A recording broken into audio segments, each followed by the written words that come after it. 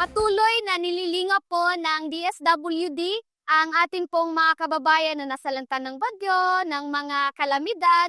At para po sa akin, nagpapasalamat po ako sa Diyos na ang DSWD po ay nagbibigay din po ng oportunidad para po sa katulad namin mga kabataan na makatulong po sa mga ganitong gawain.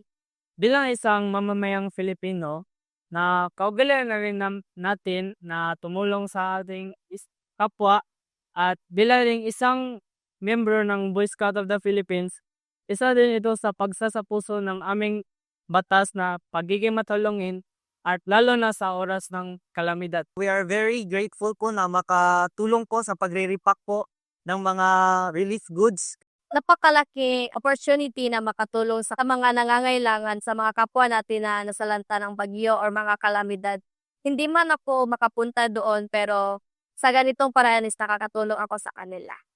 Kahit na nakakapagod minsan, pero masaya din dahil masaya akong nakakatulong din ako sa kapwa kahit lang sa pagtulong dito na magre-repack.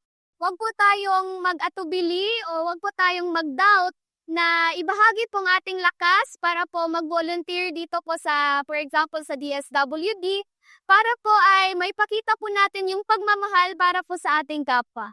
Sa mga kababayan po nating nasalanta ay huwag po kayong mag-alala kasi may tulong rin na darating at huwag din po natin kalimutang magdasal.